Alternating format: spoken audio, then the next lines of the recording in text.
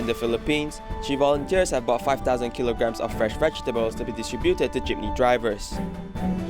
Take a look at the Kwantu Recycling Station, which is an interim recycling station located next to the Tzu Chi Humanitarian Center. Selamat datang ke Dial Headline, saya Simon Gan. Terima kasih menyertai sesi berita kita. In the Philippines, due to the pandemic, vegetable supply is much greater than demand.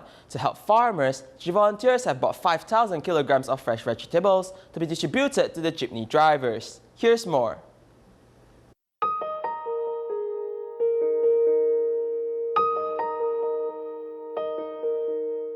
There are abundant vegetables in the vegetable garden, but the farmers have their worries. Price in the market is so low, they leave the produce drying out in the sun or hindi na nila nabebenta, so they lose a lot of money. Due to the pandemic, Philippine restaurants have not opened. The vegetable supply is greater than its demand, and the market prices for vegetables have been dropping.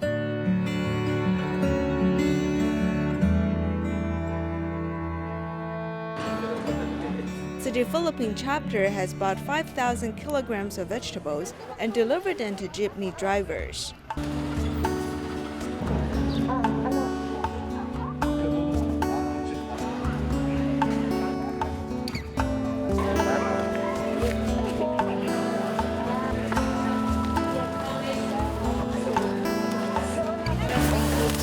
Buying these vegetables and at the same time distributing it to our jeepney drivers so that it is one way of promoting vegetarianism. Sa panahon po ng pandemic, kailangan po talaga Facing the pandemic, we should embrace vegetarianism. It is best to eat vegetarian food every day. Unang-una, doon sa mga If we continue to eat meat, we might face other diseases. Doon tayo makakuha ng mga sakit. The drivers have also brought their food coin banks to donate to Tzu Chi and pass the love forward. Despite the pandemic, volunteers continue to provide love and care to the needy. An Indonesian couple have been eager to give birth to a baby. They waited for 16 years and finally had a child who turned out to have Down syndrome. The family had financial difficulties, so Tzu Chi volunteers reached out to help them. Here's more. After 16 years of marriage, they waited for a long time and finally ushered in the crystallization of their love. But unfortunately, the child was born with an illness. Because at that time, my wife suffered from preeclampsia, so she was only pregnant for 7 months. And when the baby was born, the baby only weighed 1.3 kilograms. It was discovered after the examination that it had Down syndrome.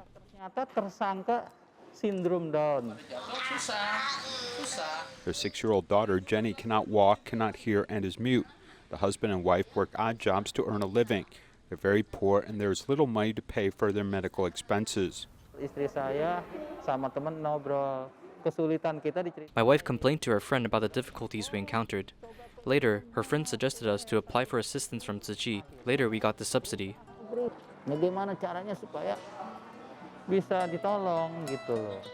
With milk powder provided every month and a living allowance, the family can finally breathe a sigh of relief. We are very grateful for Tzu Chi's assistance. If we don't have your help, we can't buy this nutritious infant formula.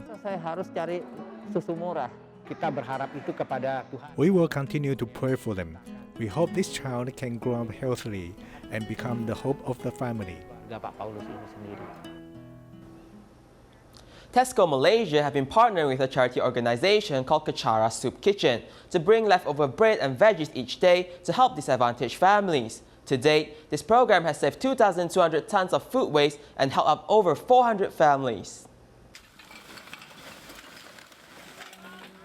Each day, Malaysians produce about 15,000 tons of food waste, and among that amount, 3,000 tons of it is still edible food, which is enough to feed about 220,000 people. To put resources to good use, Tesco Malaysia, the supermarket chain, has been donating their leftovers each day since 2016. They take whatever that doesn't sell for the day and donate it to disadvantaged families and charity organizations. We want to encourage not wasting food, so we donate the leftover food each day to organizations. In total, we've donated 465 tons of food. We've been working with Kechara Soup Kitchen since 2016. Kachara Soup Kitchen was established in 2008 and gives food to those in need.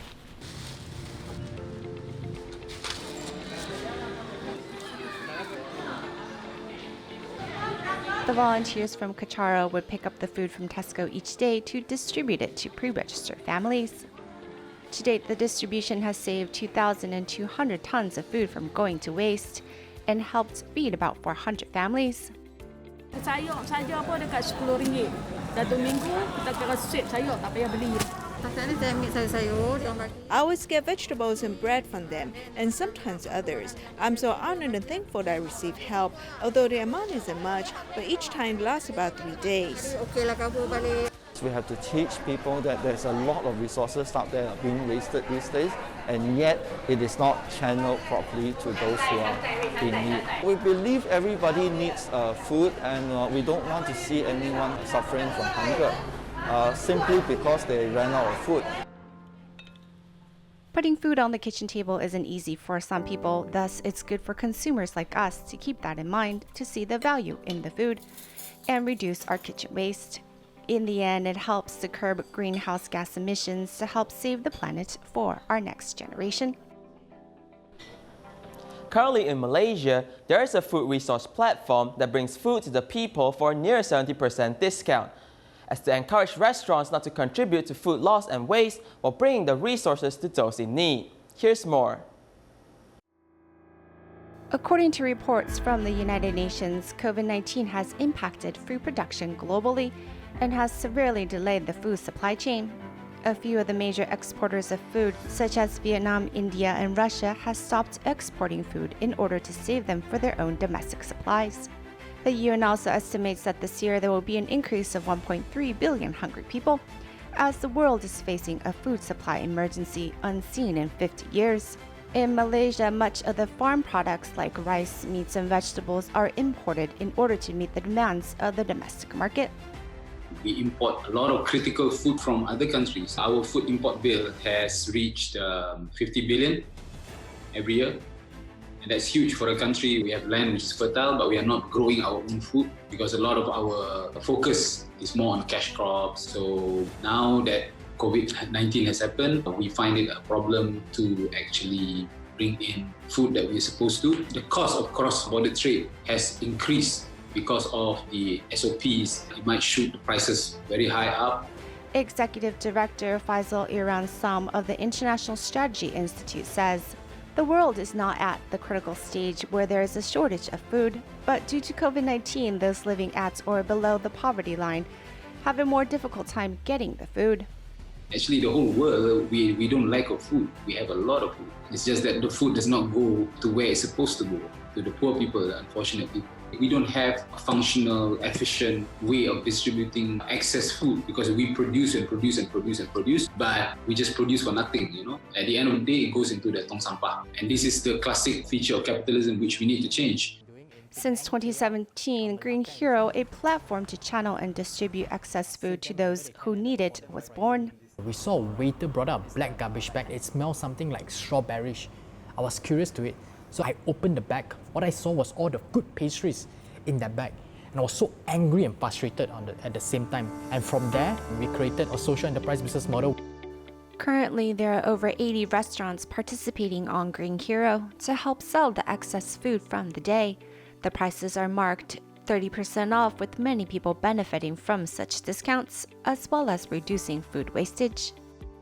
In just 3 years, Green Hero's daily sales percentage went from averaging 10% to now 55%. We want to reduce food waste, not just in Penang, but for Malaysia and also for ASEAN.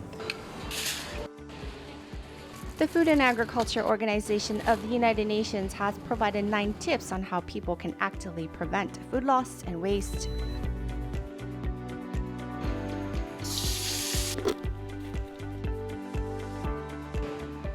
The food crisis is slowly impacting our lives, but as long as we are actively reducing and preventing food loss, then it is believed the stomachs of those hungry people in the world will be warmed. In Taipei, Guandu Recycling Station, which is next to the Tzu Chi Humanitarian Center, is an interim recycling station. Since the original Tzu Chi Guandu grounds is being rebuilt, recycling volunteers have set out a temporary location in 2017. Here's more.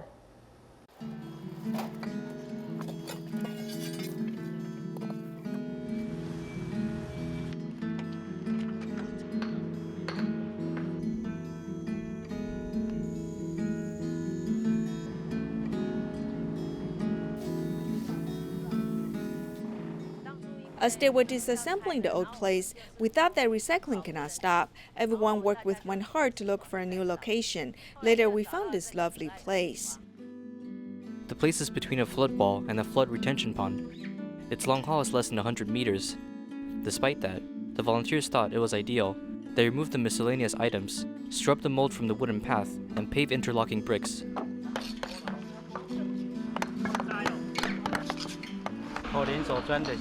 As we paved the interlocking bricks, we moved the original recycling station up here. We had to build a path in the house roof. Our Guandu recycling station is closest to the ITV. Every day as we look up, we can see our ITV. Everyone feels fortunate to be able to do recycling here.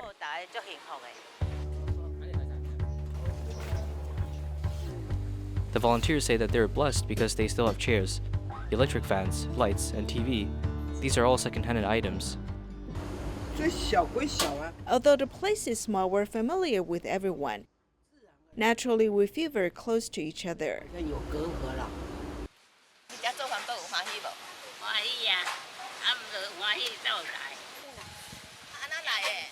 I take the bus to come here. I take the bus to Beitou Station, transfer to the MRT, and then walk here.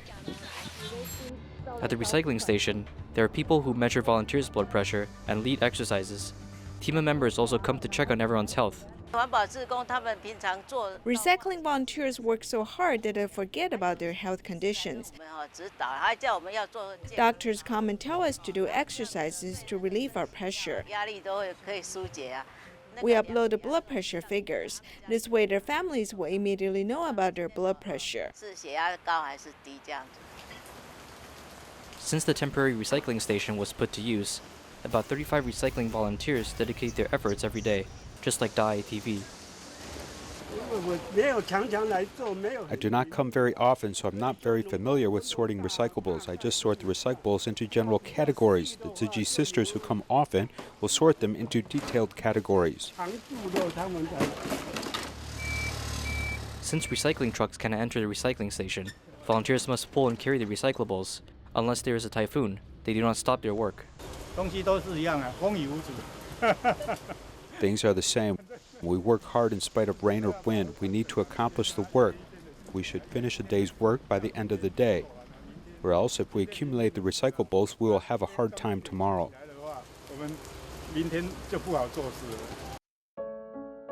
While Recycling Mission supports the ITV, Guandu Recycling Education Station also welcomes visitors. From 2004 until 2016, the recycling station has been in charge of recycling in Beitou. In a year, about 200 to 300 groups, even more than 300 groups, come and visit our Guandu recycling station. So we are promoting environmental protection education. The recycling education station is not closed, but has become smaller in scale. It is waiting for the completion of the construction of the Jingsi Hall. Guandu is our home. Welcome home.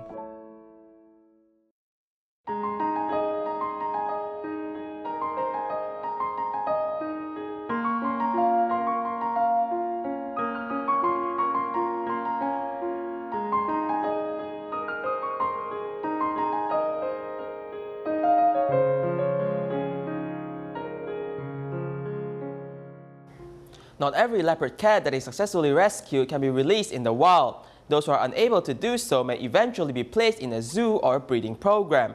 It is hoped that education can teach more people about the lives of leopard cats and help protect their valuable habitats. The picture I painted today is Ji Bao, along with his brother Qi Li. They're the first pair artificially bred leopard cats in Taiwan. Ji Bao is actually quite a sad story. Brother Jili was 9 months old when he was released, but disappeared with no contact 23 days later for unknown reason. The COA's Endemic Species Research Institute originally worried about whether jibao should be released in the wild. Later, when jibao was released 17 days, was found lame and wounded. It came back to this institute in Nantou. Researchers found that jibao's hip was injured. It was likely that it was bitten by another leopard cat. Maybe the reason is that they were born in a captive environment. Although we let them grow up with their mothers, they probably still don't know the social behavior of a leopard cat in the wild. The wild release was not successful, so later, because it was in the wild for a period of time, it was injured by a trap, so it lost one of its paws and was brought back to the zoo. A leopard cat can traverse several hills in one night, and every such cat, when it returns to the zoo, must survive adaptation to this new environment. We try not to interfere with it and then let it adapt slowly. During this time, we will observe its nighttime behavior through our surveillance cameras. We found that it became more active recently, so we are more at ease. Starting from May 2014, jibao served as a leopard cat conservation ambassador at the Taipei Zoo until January 2018. The Endemic Species Institute worried that jibao was 5 years old at the time and had to bear the heavy responsibility of reproducing offspring, so it was sent back to our original wilderness home, Nantou. Not long after returning to Nantou, jibao died. It seemed that he was infected with the virus. I still feel sad, even though it came from happily. We even think that it went back to nature, and this was an important mission. But after its death, we choose to let it serve another function as a specimen of a species. The family history of jibao reveals the precarious state of leopard cats in Taiwan. When Jili and jibao were artificially mated, contact with their father had been lost and their mother had been caught in a trap. Still, the plan was to have their subsequent release into the wild, but Jili disappeared and jibao died when he was 5 years old. And their father later died in the Endemic Species Institute, and their mother died at the institute, and an auntie, Shamu, was sent to Taipei Zoo 2 years ago because of old age.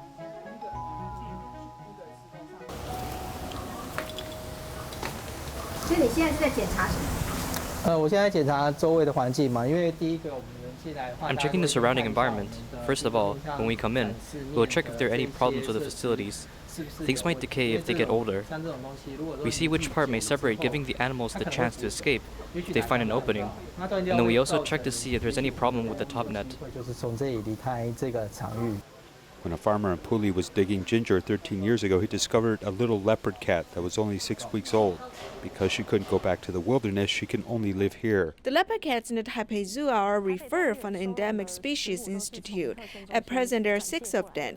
They're probably here because of the condition of their limbs, which may be caught by a trap. This can greatly impact its survival or reproduction in the wild. Because they're critically endangered species, they must be sent for care at the zoo. The leopard cats who come to the zoo have 2 missions, becoming a display for their species and reproduction. In other words, the leopard cats in the Endemic Species Institute especially target young individuals who can return to the wild. Those who cannot be put in the wild or those who are older will come to the zoo. Many of our animals in the Formosan animal areas are rescued and sheltered animals. So we hope that when tourists come, they can read more about their stories to understand the problems faced by these species in the wild.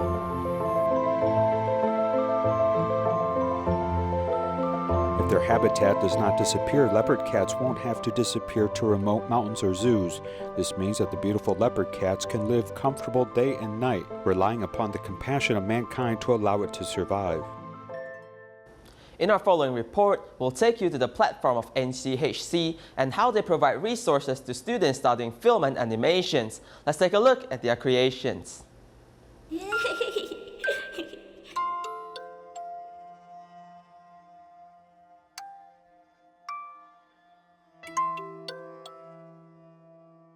The perfumer misses his daughter who passed away as he uses his profession to bring back his daughter. The lively animated film is a creation from the LTU DCD graduate students. Because some of us studied outside away from our hometown, so we thought we could produce a theme such as family. The protagonist uses his profession to resurrect his daughter, but he didn't really bring his daughter back to life. It's actually a physiological effect, since his daughter is alive in his heart, not in reality. 就是说可能在他心目中女儿已经复活了。 The animated film The Perfumer, from brainstorming to completion, took 2 years for guidance counselor Liao Weizhi and his students. The tasks include storyboarding, camera blocking, and character design. Every task is a profession. 还有所谓的角色设计，就跟遴选演员很像。 Character design is like temporary actors. It requires people with artistic talents. And in the process, we will put the characters and scenes into a 3D software. Then we go through a process called modeling. Modeling uses the software to make a 3D model. And then you may use the points and axes to create a suitable model. Just these steps mentioned takes a year or two, and the person may be required to know human anatomy, 3D concepts, and the study of perspectives. When the characters walk, we pay great detail to where the hand or leg is placed. It's the time points in which the body parts are located, which presents a form. Normally, when you walk, you won't pay attention, but when you actually have to model the character walking, you have to know which time point to balance the character, or else the performance will be weird. Sometimes we go through filming in real life, setting up a camera to film myself doing an action, and then using that as a reference. 其实轮廓光就是背光。 Actually, the rim light is a type of black light. With this, we can present the character as more three-dimensional. 一些那个立体感，还有轮廓感。 A 3D animation requires an enormous amount of calculations. For example, the light rays reflecting within a space or onto surfaces. A high-end CPU is required for a speedy calculation. NHCH provided a platform combining computers with multi-core processors, creating a supercomputer. The team now utilizes the supercomputer in the render farm, creating detailed and high-quality animations. The higher the resolution goes, the more time it takes to render. But after having these servers, supercomputers are doing the calculations for us, so our quality can be raised to a certain level. The service had reduced a lot of time for us. Normally it would take a week for us. Like before, we had to go to campus on weekends to request for rendering. A whole day is gone doing so, and actually we could save the time for more tasks. For example, the animation performances or adding in more lighting and effects. We're now at the National Center for High Performance Computing's render farm. It uses many supercomputers to provide many clients needing multimedia computation at the same time. The establishment of the render farm is actually because of the movie Avatar. CC Kuo, the NCHC art technology director, after seeing the movie effects of Avatar, had an idea. She decided to use all the NCHC supercomputers in order to assist the current Taiwanese film industry. Avatar has done a great job at dealing with light and shades. It looks surreal. The film Gone with the World and The Assassin both utilizes the render farm. Ever since the NCHC provided SaaS service in 2011, it went on to help over 200 Taiwanese films and artistic creations. 这边可以看到每一颗都是250G 的7200转的硬碟。 These computers are reminiscent of the past. Previously, it has been used for biomedical calculations and weather simulations. It also has done multimedia work, and through its use, it has helped more users to express Taiwan stories. In China, Tzu Chi Kindergarten in Liancheng have been receiving much praise for its humanitarian education, with many parents eager to send their children to study in this kindergarten. We'll leave with these images. Thank you and goodbye.